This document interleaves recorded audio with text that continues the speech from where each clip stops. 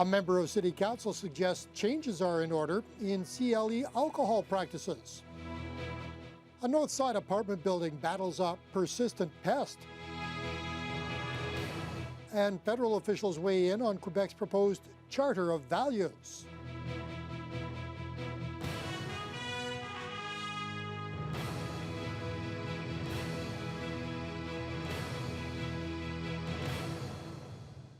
Good evening and thank you for joining us. Well, after nearly a week of he said, she said, officials involved in the CLE controversy are now trying to clear the air. Board member Councillor Ken Boschkoff says he's never seen anyone drinking during a CLE board meeting, but he thinks it may be time to look at removing the bar on site. Meanwhile, city officials have decided to review the lease agreement with the CLE board to ensure the organization is following all laws and regulations. Cheryl Holmes reports. City Council has decided to review their lease agreement for the CLE property. This comes following allegations of drinking after board meetings and a potential lawsuit that was allegedly threatened by former board director Linda Gamby. The review will determine if all laws and regulations are being followed by board members both during and after the meetings. If in the review of the bylaws we found that the CLE was doing something that wasn't correct, then our lease gives us the power to do something about that.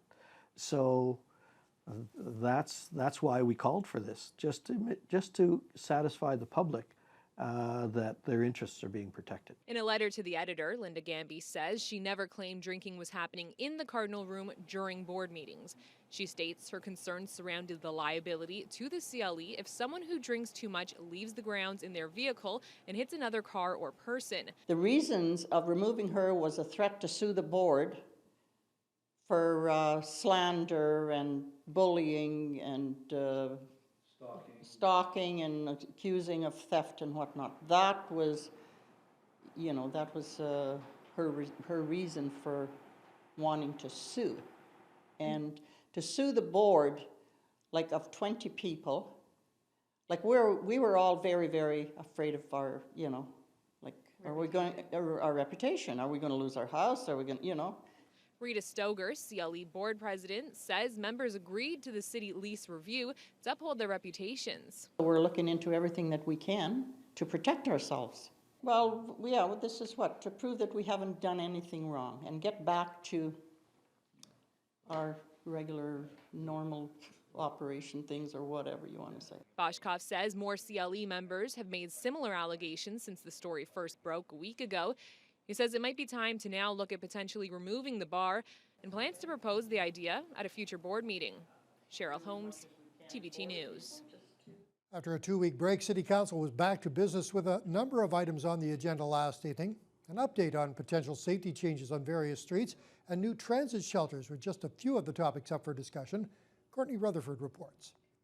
It was an evening at City Council that circled around various infrastructure and operations throughout Thunder Bay. City Council voted in favor of the school zone speed limit to be dropped to 40 kilometers an hour at the Junot and Windsor Street intersection. The vote follows a traffic study that was conducted a while back. And another city councilor is asking for a traffic study to be completed in the McIntyre ward, as area residents have been complaining about high speeds and the inability for pedestrians to be able to cross. I just want to get a report to see if there's if it would warrant putting a stop sign back up at Jameson or Sherwood, and if not, we'll have a report, but I just would like to get support for that. Thank you. The study was passed and council will go ahead to help identify the issues and what it will cost to fix these problems. Meanwhile, council also gave the nod when it comes to purchasing 21 custom canopy transit shelters. It's all part of the Community Infrastructure Improvement Fund that comes in at a total cost of $289,000. Where are we going to be targeting the location of these new transit facilities? I know that you mentioned image routes, but can you put a finer point on some of the locations?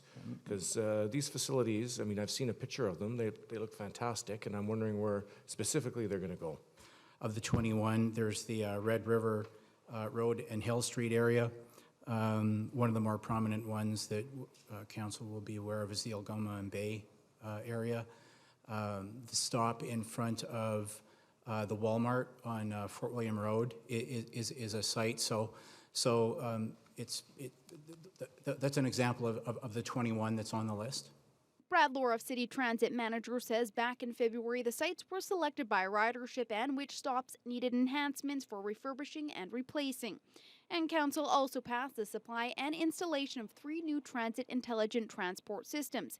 They're expected to be installed by 2014. Courtney Rutherford, TBT News.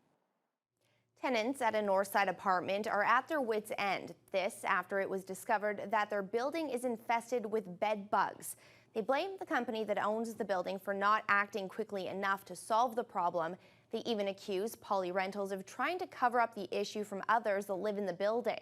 But the company insists all necessary steps are being taken to deal with the infestation. Ryan Benazzo has more.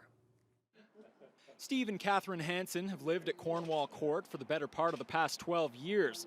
Lately, they've packed up many of their belongings, not because they're moving, but because they have bed bugs. And they're not the only ones. They first heard about the building-wide infestation back in August, not through their landlord, but after overhearing other residents discussing it in the hallway. That was when we became alarmed, and so we started checking our apartment here, and we did find some in our washroom. They seem to be coming out from under the tub. Finally, Monday, their apartment was fumigated, but before that, Catherine had to resort to some home remedies like duct tape around the bed to keep the bugs at bay. The bed bugs don't like baby powder, so that's what I did. I put baby powder all over on our registers, in the bathroom, and on the doorways. The company that owns the property, Poly Rentals, has issued a statement to TBT News indicating all reasonable measures are being taken. The owner, it reads, has diligently operated the building for 27 years without this type of occurrence. Unfortunately, someone has brought these unwanted guests into the building. When the management was advised of the problem, we contacted the pest control company immediately and advised them to take all necessary steps to eliminate the problem. But that's not how some other tenants see it. Another resident who didn't want to appear on camera caught these in his apartment. Elizabeth Laramie, whose mother lives in the building, says when her mom notified the landlord of the issue over the August long weekend, she was told to keep quiet about it. Oh, I was in shock. Something's got to be done about this building.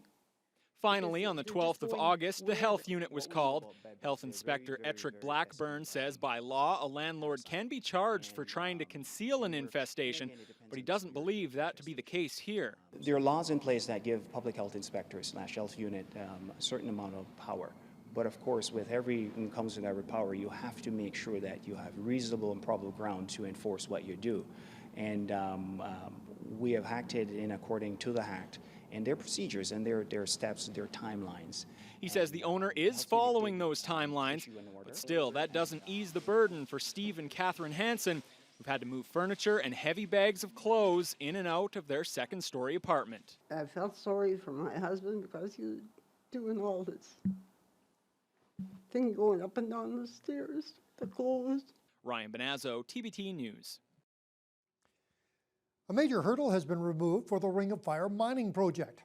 The chief of the Martin Falls First Nation announced today they are withdrawing from a judicial review of the federal environmental assessment process for the Cliffs Chromite project, and the rest of the Matawa First Nations are doing the same.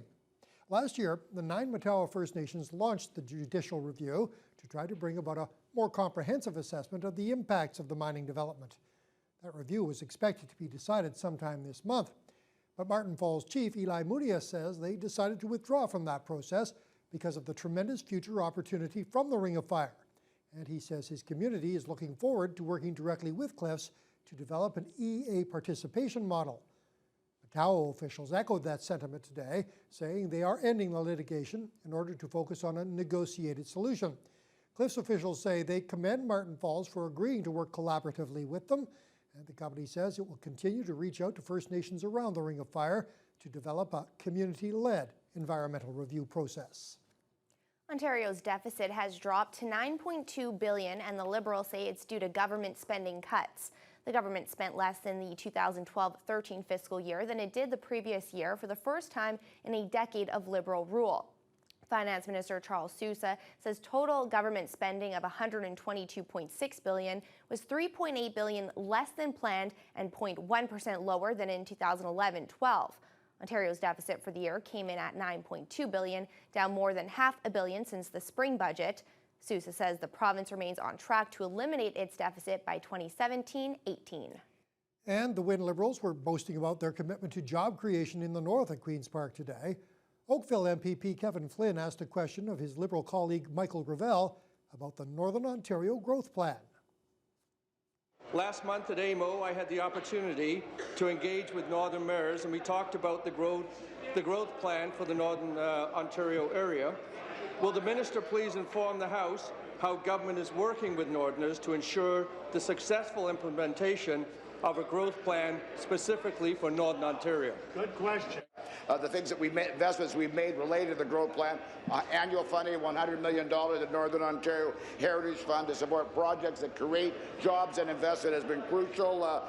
Certainly we have a regional economic opportunities partnership initiative, Speaker, that will be supporting collaboration between communities by providing enhanced funding to partnership proposals.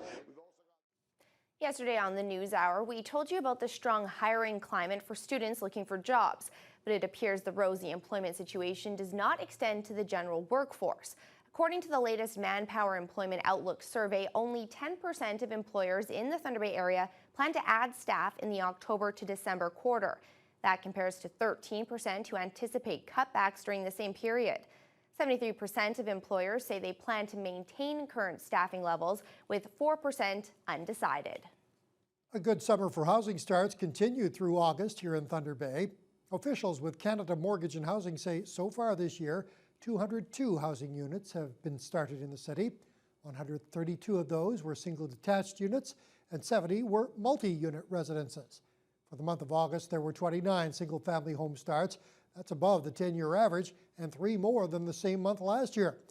The CMHC's Warren Philp expects the strong numbers to continue this month due to the number of building permits that have been issued. That would put Thunder Bay on pace for more than 200 single-detached homes for the second year in a row. The man in charge of search and rescue at the Elliott Lake Mall collapse last year has begun testifying at an inquiry. One of the key questions will be why he called a halt to the operation when he did. Johanna Rumliotis reports. For 4 critical days last June, he was the face of a doomed rescue mission. Today, Toronto Police Staff Inspector Bill Needles returned to Elliott Lake to take the stand and a look back at an operation that haunted him. Recently released video captures the sudden chaos that Saturday afternoon when part of the Algo Mall's roof caved in. Needles commanded the elite search and rescue team called Hussar, or TF3, that was deployed to the scene. But just 48 hours into the operation, after his team got only meters away from 2 women trapped under the rubble, Needles abruptly halted the mission, citing concerns the sagging structure was on the verge of collapsing again. It was a shocking turn, especially because just hours before, scanning equipment detected signs of life. And after an emotional day, the search did resume after then Premier Dalton McGuinty intervened. A special crane was brought in, but by then a day had passed. There were no survivors. It's devastated us. It's really been devastating to them now that they think that you think that we wanted to go home. But a construction expert involved in the operation testified Needles' team didn't act fast enough, that all available equipment should have been brought in immediately. I had occasion to venture into the Hussar tent, I think on 2 or 3 occasions, and there was information flying everywhere with no real concrete solutions to anything. Gary Gendron lost his fiancée Lucy Aylwin in the collapse. He still wonders if precious time was lost. If they would have came sooner, maybe just one of the 2 ladies would be alive at this moment, right? At this time. So it's just things that we're going to have to live with the rest of our life.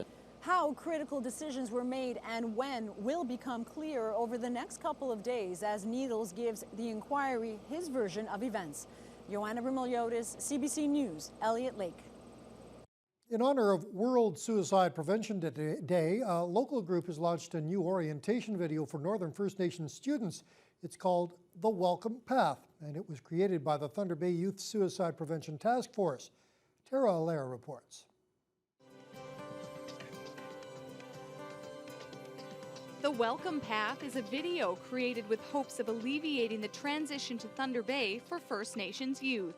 It's a culmination of information gained from surveys, workshops, and conversations with over 250 First Nations youth. Aboriginal youth worker Anthony Shapwakizik says the film identifies common worries youth experience and how they can overcome them. We know how anxious they already are, no matter who you are coming into grade 9.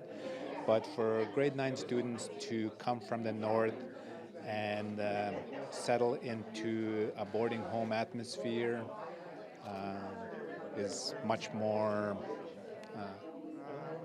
lonely and alone for them to be able to come to a place like this where they might only know their relatives from back home. Youth suicide is a serious public health concern in Canada. It's the second leading cause of death amongst 15 to 24-year-old youth and is 7 times higher for First Nations youth. Melanie Tabishkagishik says the video is part of a campaign to prevent suicide before it presents itself. We know that it doesn't totally address suicide and its effects, but it does address and kind of get the discussion going about alleviating a lot of the anxieties and fears that can contribute to suicide. And that was our goal in this video, to start and look at those, some of those initial fears and anxieties, and hoping that this video will help to relieve some of that. First Nations youth work directly with the project through writing, directing, and acting. Whitney Edwards acted in the film and hopes it'll help her peers overcome challenges and achieve their goals.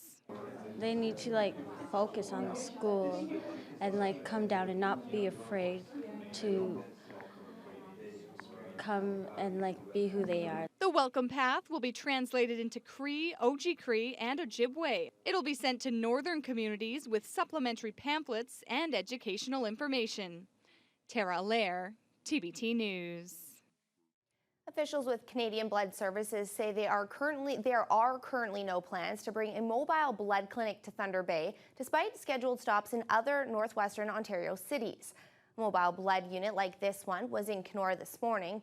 There's also a visit to Fort Frances scheduled for October, but Director of Donor and Clinic Services Bill Coleman says it's simply not feasible to bring a mobile blood clinic to Thunder Bay. Our city's plasma clinic was abruptly closed in April of 2012. At the time, CBS officials cited a decline in the demand for plasma as the main reason for the closure. It was also a cost-saving measure, and those financial challenges still remain, according to Coleman. We did have to shut it down for reasons of efficiency, and it's for those same reasons that we aren't able to send a mobile clinic to Thunder Bay. The closest team that we've got is based out of Winnipeg, and that's just cost prohibitive when you think about the distance it would take to cart all the equipment and all the staff to run a blood donor clinic there. Coleman encourages all travelers from the city to visit the Canadian Blood Services website to find out where they can donate blood while on